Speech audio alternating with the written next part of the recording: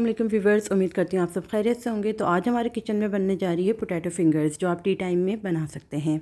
यहाँ हमने लिए हैं बॉयल पोटैटो, लिए हैं हाफ़ kg। ठीक है, हमने इसको बॉयल करके पील ऑफ करके रख लिया। आगे हमने यहाँ लिया है चावल का आटा 1 टेबल स्पून। ठीक है, और कॉर्नफ्लोर लिया हमने 2 टेबल स्पून। ज़ीरा पाउडर लिया है 1 टेबल स्पून। चाट मसाला लिया है 1 tablespoon. Red chilli powder लिया है हमने 1 टेबल स्पून।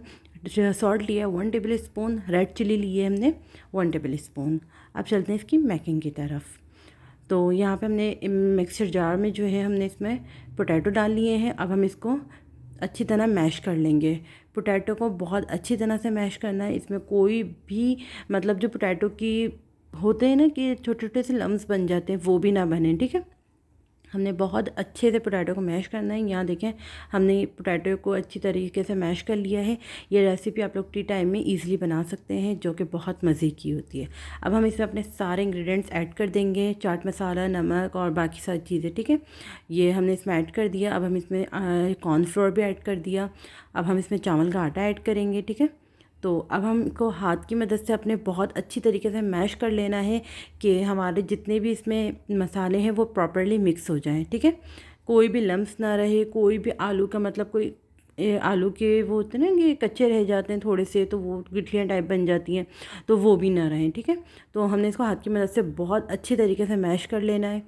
ठीक है, यहाँ देखें हमने प्रॉपर्ली इसको मिक्स कर लिया है। अब हम इसको रेस्ट के लिए रख देंगे तकरीबन 10 मिनट। अगर रेस्ट करने के लिए रख देंगे तो ज़्यादा बेहतर है, नहीं तो आप इसको ऐसे भी बना सकते हैं। यहाँ हमने 10 मिनट का रेस्ट दे दिया और ये आफ्टर 10 मिनट्स हमने अपने हाथों पे ऑयल ग्रेस कर लेना है। ठीक है, और अब हम इसको तमाम मिक्सचर को हम अपने हाथ पे ले लेंगे और इसको प्रॉपर्ली मतलब एक पेड़ी की तरह, आटे का पेड़ा बनाते हैं उस तरह हम इसको प्रॉपर्ली एक बॉल शेप में दे देंगे। ठीक है, क्योंकि इसमें कोई लम्स तो है नहीं, तो आलू बहुत अच्छी तरीके से मिक्स हैं, तो ये प्रॉपर्ली हो गया। हमने नीचे ऑयल भी ग्रेस कर दिया, आप देख सकते हैं।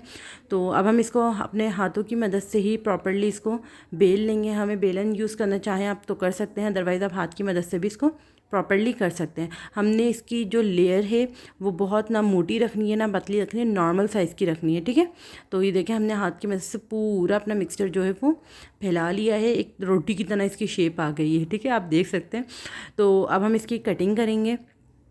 तो हमने इसको नाइफ़ की मदद से इसके स्लाइसेस बना लिए, लाइक एक फिंगर फ्राइज़ की तरह इसको शेप दे दी। ठीक है, तो अब हम इसकी शेप करेंगे। तो जो जो मेरी वीडियोस अभी देख रहे हैं वो जाके मेरे चैनल को सब्सक्राइब करें, बेल आइकन पे क्लिक करें, ताकि जितनी भी न्यू आने वाली वीडियोस हैं वो सबसे पहले आप तक उसका नोटिफिकेशन आ जाए। ठीक है, तो सब्सक्राइब करना नहीं भूलिएगा, मेरी वीडियोस को लाइक करें, कमेंट करें, शेयर करें। तो यहाँ पे हमने सारी कटिंग कर ली है। अब हम देखें, हमने साइड से एक एक करके इसकी लेयरिंग उठानी है और हाथ की मदद से इसको थोड़ा सा शेप दे देनी है, ताकि वो प्रॉपर्ली टूटे नहीं या फिर कोई लम्स ना आ जाए ना। ठीक है, तो ये देखिए हमारे सारे प्रॉपर रेडी हो गए थे। यहाँ हमने एक पैन में ऑयल गर्म करने के लिए रख दिया था और यहाँ पे हमारा ऑयल गर्म हो चुका है। अब हम इसमें एक एक करके अपनी फ्राइज़ जो है वो इसमें ऐड करते रहेंगे। ठीक है, आप लोग चाहें तो किसी बड़े पैन में भी कर सकते हैं, लेकिन अगर छोटे में कर लें तो कोई इतना बड़ा इशू नहीं है।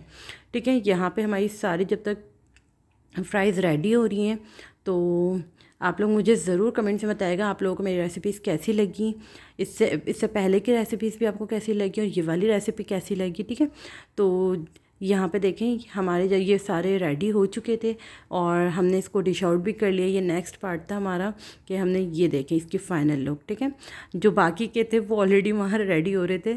आप मुझे फ़ाइनल लुक देख के ज़रूर कमेंट कीजिएगा आपको रेसिपी कैसी लगी। लाइक करें, कमेंट करें, शेयर करें, दुआओं में याद रखें। अल्लाह हाफ़िज़।